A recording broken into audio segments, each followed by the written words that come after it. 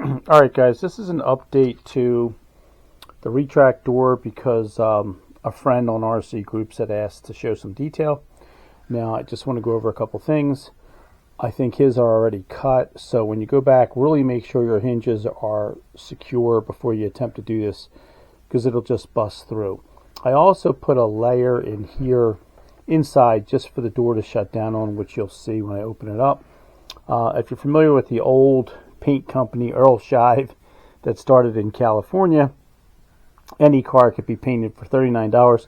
This is my Earl Shive retract door. Nothing fancy, no sequencers. It's just a bungee cord, which I'm going to show you right now. So once the doors are activated, the gear opens up and you can see it slides down forward, and you can see in here it's just a simple bungee cord. That's all that is. I got it at an Ace hardware store. It's a simple bungee cord, and it's glued in here to a piece of wood. It's then glued down there to a piece of wood, and this catches it and pulls it down. I put it as far as possible down on the door, knowing I wanted the retract to have a full retraction before attempting to pull the door shut. There's another way of doing this as well. If you can see these are small, simple recoils. If I were going to do the inside door here on the P40, I'd have one of these inside that would keep the door locked and open, and then it would pull down same way with a bungee cord or a string when closing.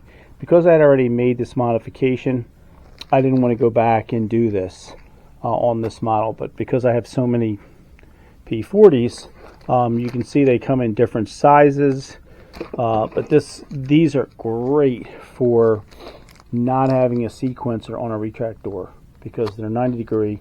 They keep the door locked and open, and then it's pulled down. So now I'll show you how the retraction process works. This is my Williams Brother wheel. I got to cut this off here.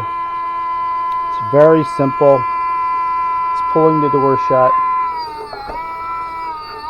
and it locks it tight. No chance of that blowing open in flight. So super simple process. I hope this explains everything. Now I'll give you just a little update. You can see I'm starting to do some of the weathering on the model, but I really prefer to do it with an airbrush, not manual. This is the update on the fuselage. I've got to glue and screw this unit in, so everybody's already seen the canopy.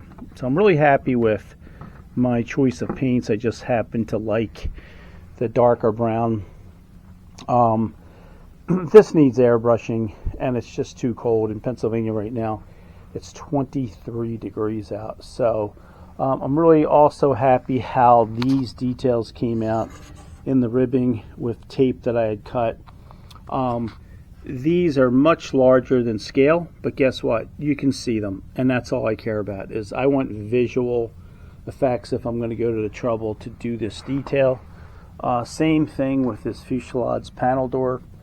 You can see now this will get, when I said I'm going to blend things together, what I'm going to do is this will get a lighter coat of green. This will get a light dusting of sand. This will get a light dusting of sand, because when you really look at these P40s that did see battle, they were sand blown and weathered. You almost couldn't tell the difference between the camo colors when you get to see the real ones in color. Not the ones that have been restored that have the white windows that look like they just came off the factory.